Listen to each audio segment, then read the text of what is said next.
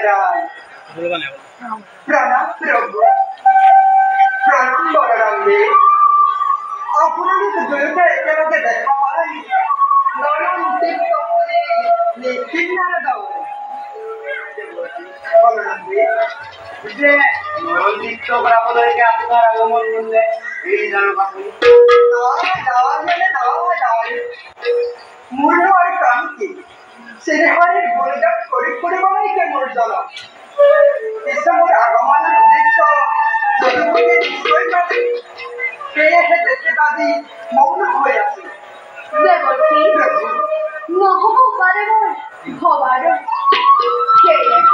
তোমার মুখে মন জানতে আগমনের উদ্দেশ্য চলনকারী নিশ্চয় চলনত পারব আৰু এই কথাষাৰ মই আগেই জানিব লাগিব হে বিশ্ব ব্ৰহ্মাণ্ড হে প্ৰভু সমৰদেশ এই নিত্যিন নাৰদৰ তাকো বুজিব হ'লে অকণ সাধ্য নাই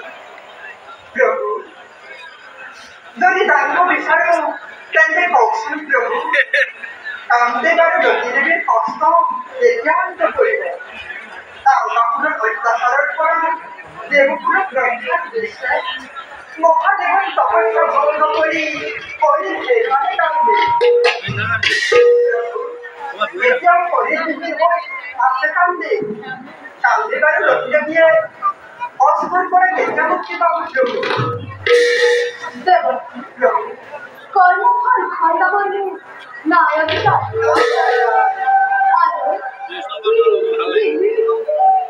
সকল কার্য কুস্তির সময় কামদেবের শিক্ষণী পাবনের আর নাইবসী মৈত্র অক্ষুরা অত্যাচার বিরামে বৃদ্ধি পাব কিভাবে মুক্তি খেতে কুষার জাতি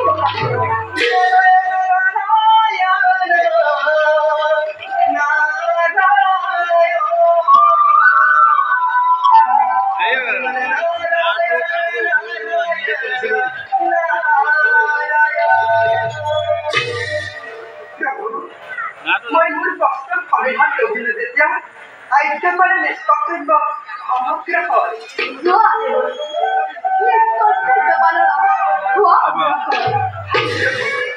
তাকে মাৰিছে বিৰা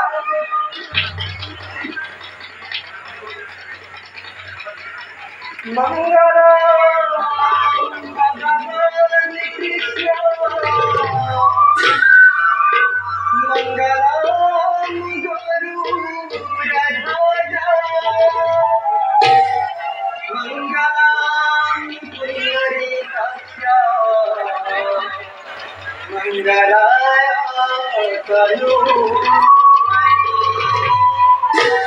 মঙ্গলায় কৰু